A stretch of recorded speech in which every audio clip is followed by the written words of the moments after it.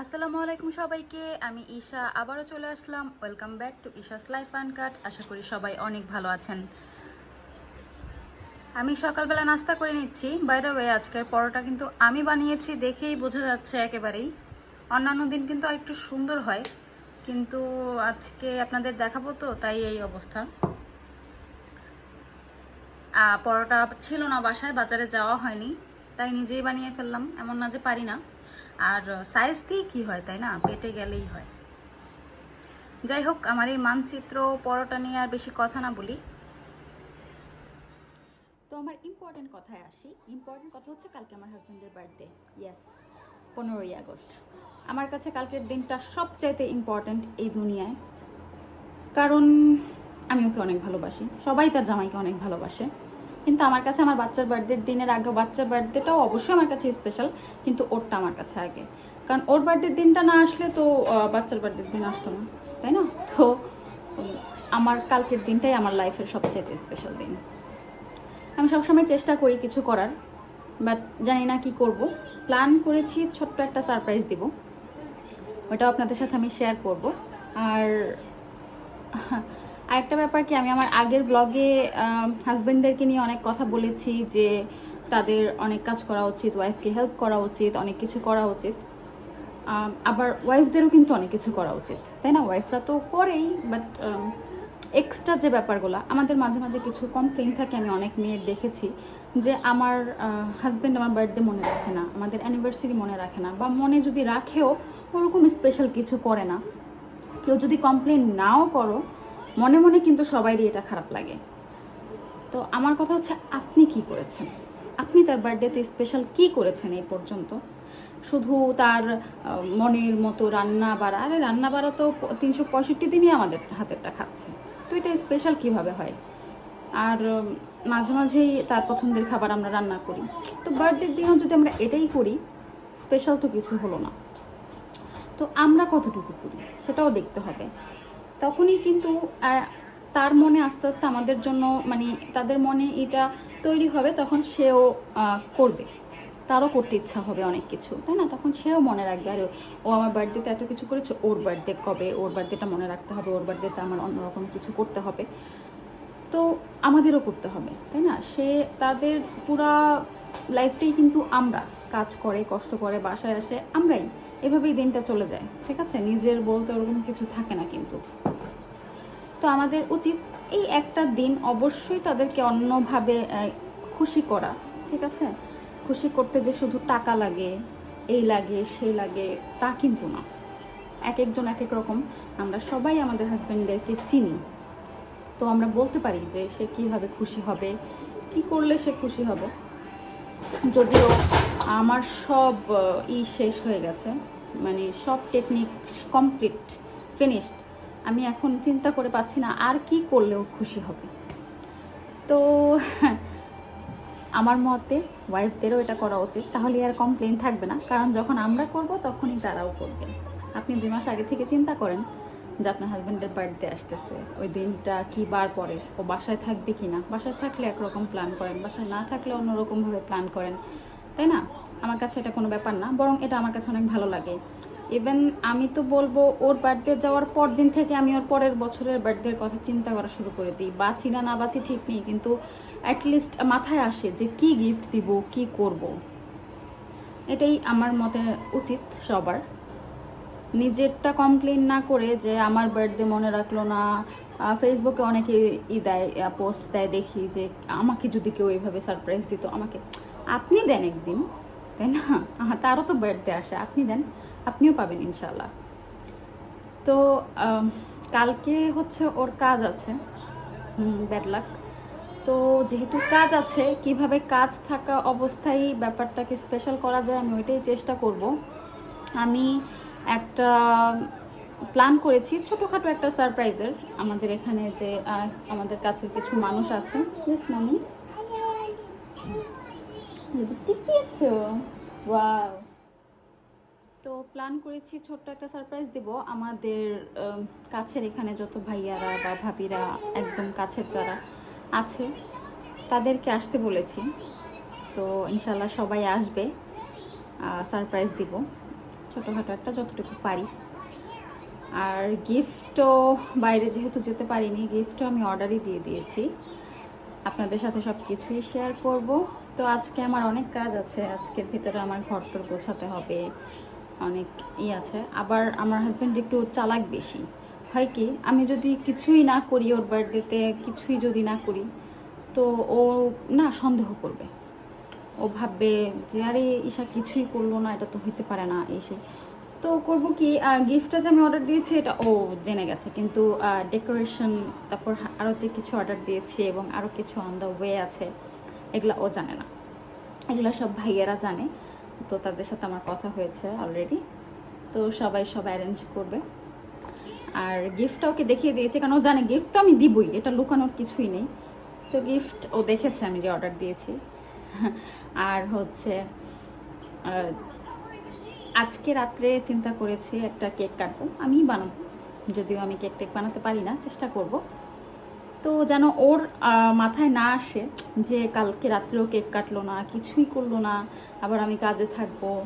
তা ও কালকে কাজ থেকে আসার সময় একটা ইতে থাকবে, আশায় থাকবে যে আজকে তো কেক বানাইছে এতক্ষণে ঈশা, বাসায় যেয়ে কেক টেক কাটবো। তো আমি যদি আজকে রাতেই কেকটা কেটে ফেলি, তো কালকে ওর মাথায় আর এরকম কিছু থাকবে না যে আমি কালকে ওর জন্য একটা প্ল্যান করেছি। তো জানি না কত দূর কী করতে পারবো, তো যা করব আপনাদের সাথে শেয়ার করব। আমি পুডিংটা বানিয়ে ফেলেছি। সরি দেখতে ভালো হয়নি, কারণ আমি এগুলো অত ভালো পারি না বানাতে, যা পেরেছি তাই। তো এখন রাত 10টা বাজে, ও রাস্তায় আছে, চলে আসবে। আমি এখন এটা ফ্রিজে রেখে দিব। তো আশা করি ও ফ্রিজ খুলবে না। রাত 12টার দিকে আমরা কেকটা কাটবো আর কি। তো এখন বাজে রাত 12টা, পাপা কাটবে, কেক কাটছে। কেকটা দেখতে ভালো হয়নি, বাট খেতে খুবই ভালো হয়েছে। 1 2 3 happy birthday to you, happy birthday to you, happy birthday dear পাপা।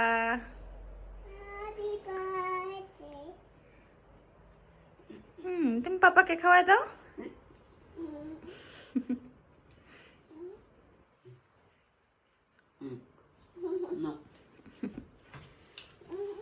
তো সকালবেলাও বের হয়ে যাচ্ছে কাজের জন্য।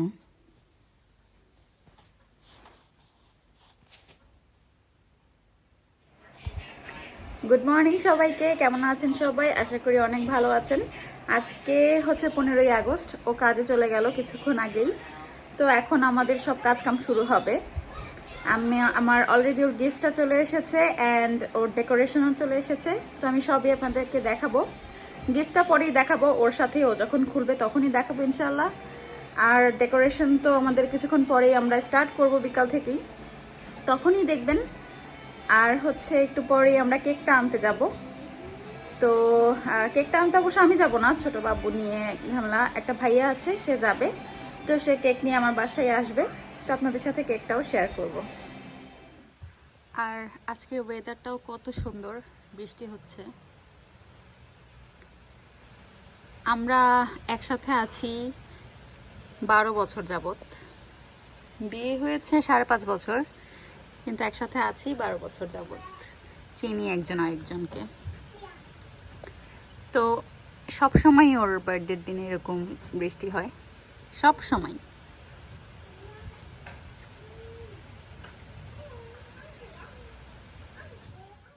তো এগুলোই কিছু কেনা হয়েছে আর কি। এটা হচ্ছে র্যাপিং পেপার, আমার গিফটগুলো র্যাপ করার জন্য। এগুলো হচ্ছে আমার গিফট ওর জন্য। এটা হচ্ছে ফুল, আমি জানি না ওর ভালো লাগবে কি না, আমি কখনো ওকে ওরকমভাবে ফুল দেইনি, তো আমি বলতে পারছি না। এটা তো পপার। আর এটা হচ্ছে ডেকোরেশনটা হবে আর কি। এটা হচ্ছে হ্যাঁ গিফটের উপর লাগানোর জন্য। এটা হচ্ছে ক্যান্ডেল। তো এগুলো সবই আমাকে হেল্প করেছে হচ্ছে একটা ভাইয়া আছে, রাজীব ভাইয়া। উনি না থাকলে আমি এগুলো কিছুই পারতাম না। তো তাকে অনেক অনেক ধন্যবাদ, সে ছাড়া কিছুই পসিবল ছিল না। আমার মেয়েও এখানে বেলুন ফুলাচ্ছে তার পাপার জন্য। আমরা এখন ডেকোরেশনটা করছি আর কি, যত দূর করা যায়। খুব রিল্যাক্সে বসেই করেছি, আমাদের হাতে অনেক সময় ছিল।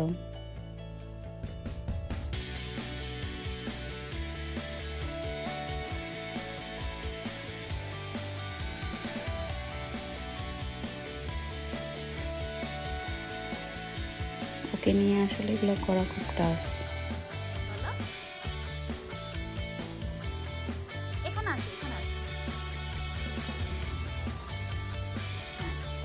বলো হ্যাপি বার্থডে পাপা।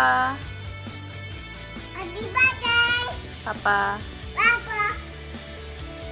Happy birthday. আজকে পাপার happy birthday. Happy birthday, thank you. তো এখন বাজে বিকাল 5:30। আমরা কিছুক্ষণ পরেই সব রেডি করে ফেলবো। তো আমার গিফটটা র্যাপ করাতে একটা ভাবি আমাকে হেল্প করছিল।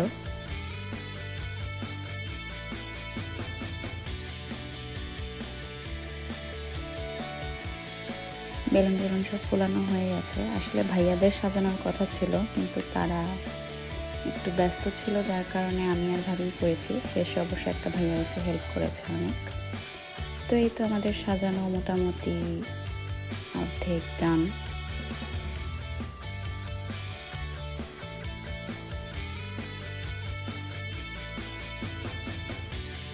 আর খাবার আমি আসলে অর্ডার করেছিলাম, আমি বাসায় ঝামেলা করিনি, কারণ আমার মনে হয়েছে সারা বছর আমার খাবার তো খাই, তো আজকে অর্ডার করি। এবং এটা আমাদের এখানে এক বাঙালি ভাবির তৈরি, এবং খুবই মজা হয়েছিল খাবারটা।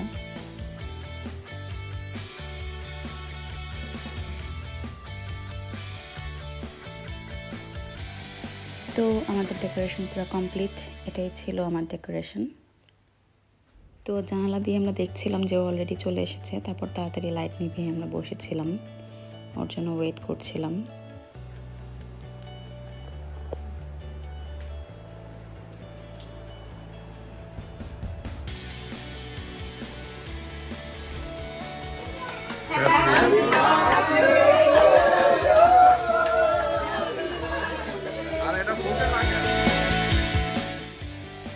তো আমরা এখানে কেক কাটতে বসেছি। বরাবরের মতোই আমার মেয়ে খুবই এক্সাইটেড, অ্যান্ড সবাই আমরা খুব ভালোভাবেই সারপ্রাইজটা দিতে পেরেছিলাম। যদিও ও বাইরে কিছু জোড়া জুতা দেখে বুঝেছিল, তাড়াহুড়ার কারণে আমরা জুতা আর ভিতরে আনতে ভুলে গেছিলাম। তো এখানে সবাই গিফট নিয়ে দুষ্টামি করছিল আর কি, ছবি তুলছিল।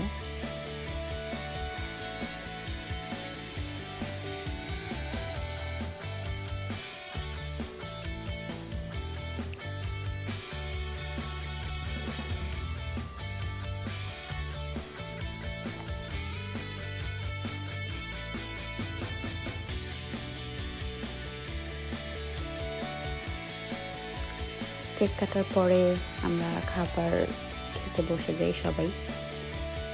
তো এটাই ছিল ওর জন্য আমার সারপ্রাইজ।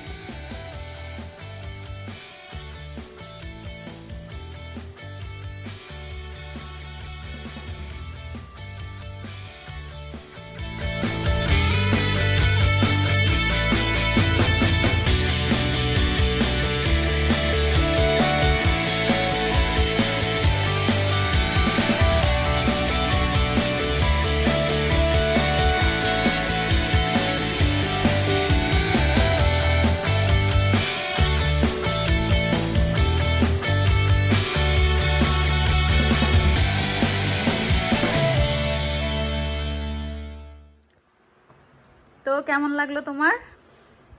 খুবই চমৎকার লাগলো, খুবই সারপ্রাইজ হয়েছি, তো চিন্তাই করতে পারিনি।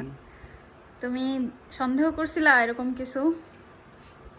না, সারাদিন কিছু বুঝতে পারি নাই, কিন্তু ঘরে ঢুকে অনেকগুলা জুতা টোতা দেখে আমার একটু সন্দেহ হয়েছে। আমি সবাইকে বারবার বলছিলাম যে জুতাগুলা যেন সরায়, তাড়াহুড়ার কারণে সবাই ভুলে গেছে। আসলে আমাদের অনেক তাড়াহুড়া লেগে গেছিল শেষে, তুমি এত তাড়াতাড়ি চলে আসবে আমরা ভাবি নেই, এই জন্য আর কি তাড়াহুড়ায় সবাই জুতা সরাইতে ভুলে গেছে। তো যাই হোক, তোমার সবকিছু ভালো লাগছে? সব কিছু খুবই চমৎকার ছিল। তারপরে ওই বুড়া বয়সে এইসব এইগুলো বাচ্চা কাচ্চাদের অনুষ্ঠান, তারপরেও অনেকদিন পর অনেক ভালো লাগলো। ডেকোরেশন সব কিছু খুবই সুন্দর হয়েছে। যা যা আমি মোটেও সবকিছু একা করি নাই, সবাই যদি আমাকে হেল্প না করতো, বাবুকে নিয়ে একা আমার এগুলা কোনো কিছুই পসিবল হইতো না। আসলে চিন্তা করলাম, যখন দেখলাম তোমার ছুটি না, আবার শনিবারে পড়ছে, ভাইয়াদের সবার ছুটি আছে, তখনই মাথায় আসলো যে তাহলে অন্যভাবে কিছু একটা করি।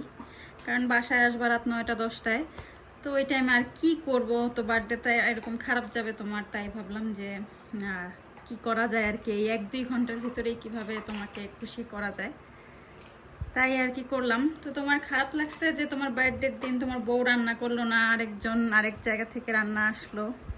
না, তারপরেও যেই ওসিলাই হোক আমরা নতুন খাবার খাইলাম, এটাও একটা বিষয়। তার রান্না খুব ভালো হয়েছে। আর যেটা বউয়ের রান্না, তো আমি রান্না করলে এই শরীর নিয়ে আমি আরো রাগ করতাম, যাক বুদ্ধি করে এটা করছে, এতে আমি অনেক খুশি হয়েছি। তারপরেও অনেক কাজ, এই ডেকোরেশন করে এই কাজ, এগুলো তো অনেক কাজ, এই শরীর নিয়ে যে এতটুকু করতে পারছো এটাই অনেক বড় ব্যাপার। আর কেক কেমন লাগলো? কেক খুবই চমৎকার ছিল। অনেক দিন পরে দেশের স্বাদের কেক খেলাম। এখানকার কেক যতবার অর্ডার দেওয়া হয়েছে মজা পাইনি, বাট সবাই খুব প্রশংসা করছে। কেকটা আসলে খুব মজা ছিল। তো এতটুকুই চেষ্টা করলাম আজকে ওকে খুশি করার জন্য, জানি না কতটুকু খুশি হয়েছে, সত্যি কথা বলে না মিথ্যা কথা বলে। তো আপনারা সবাই দোয়া করবেন যেন আমি ওর প্রত্যেকটা বার্থডেতেই ওকে এরকম নতুনভাবে সারপ্রাইজ করতে পারি, আর ও যেন এরকম খুশি হয়। আজকে এটাই ছিল আমার ব্লগ। আশা করি আপনাদের সবার অনেক ভালো লেগেছে। যদি ভালো লাগে আমার ব্লগে একটা লাইক, কমেন্ট, শেয়ার করতে ভুলবেন না। আর প্লিজ আমার চ্যানেলটা সাবস্ক্রাইব করবেন। আমি আবার চলে আসবো নতুন একটি ভিডিও নিয়ে। সেই পর্যন্ত সবাই ভালো থাকেন, সুস্থ থাকেন। আল্লাহ হাফেজ। আল্লাহ হাফেজ। তুমি বলো আল্লাহ হাফেজ। আল্লাহ হাফেজ। Yes.